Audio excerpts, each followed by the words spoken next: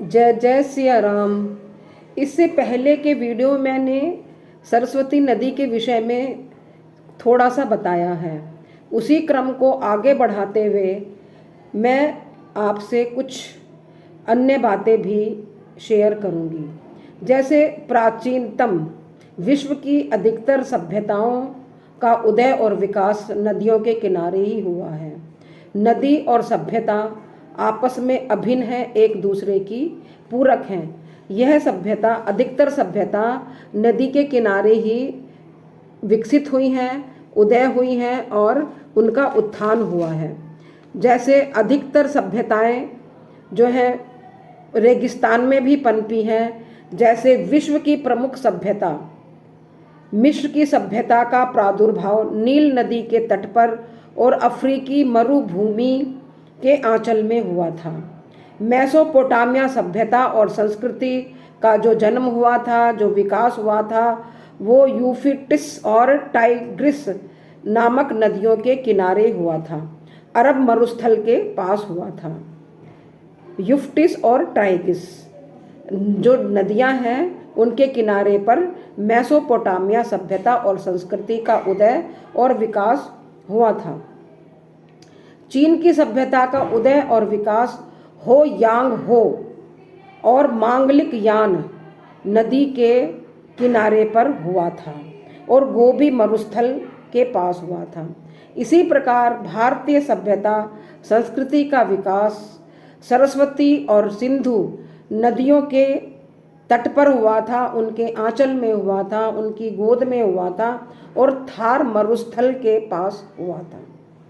हम उसी सरस्वती नदी के विषय में जानते हैं कि वैदिक काल में इस नदी को सबसे अधिक गतिशील उर्वरा शक्ति की प्रदायिनी कहा गया था। इसके तट पर मनु, पांचाल, इक्ष्वाकु, चायमान और संवरण नामक राजाओं ने अपने राज्यों की वृद्धि की थी, यज्ञ परंपराओं का प्रादुर्भाव किया था और सारस्वत सभ्यता का विकास किया था। इस नदी के तट पर युगंधरा, वनावली, अग्रोदक, कालीबंगा और रंगमहल जैसे विशाल नगरों का भी विकास हुआ था। इसका उत्थान हुआ था इन नगरों का। विश्व का जो सबसे प्राचीनतम ग्रंथ है या भारत का जो सबसे प्राचीन ग्रंथ है ऋग्वेद, इसका अर्थ है ज्ञान। वेद का अर्थ है ज्ञान और ऋग्वेद से हमें उस समय की सभ्यता, संस्कृति, उस समय की कला, उस समय की पूजा पद्धति आदि का ज्ञान प्राप्त होता है। और ऋग्वेद की सभ्यता को वैदिक सभ्यता के नाम से भी जाना गया है और यह विशाल सभ्यता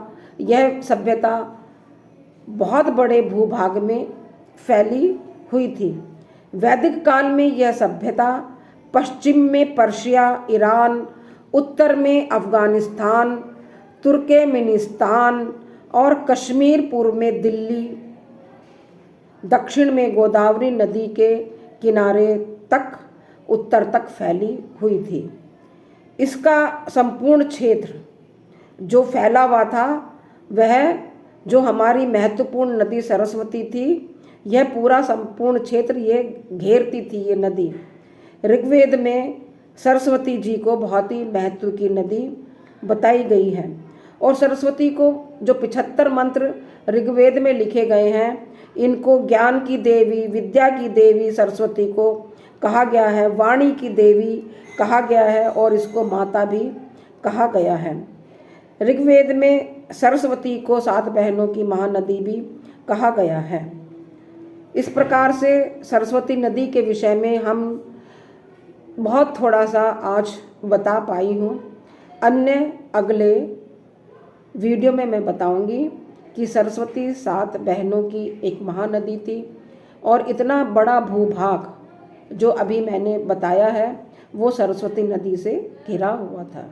यानी इतना बड़ा भूभाग सरस्वती नदी के किनारे पर ही था और सरस्वती नदी पितरों को मोक्ष देने वाली, ज्ञान को बढ़ाने वाली वाणी, अच्छी वाणी को देने वाली यह सरस्वती नदी हमारी ज्ञान की देवी भी मानी गई है।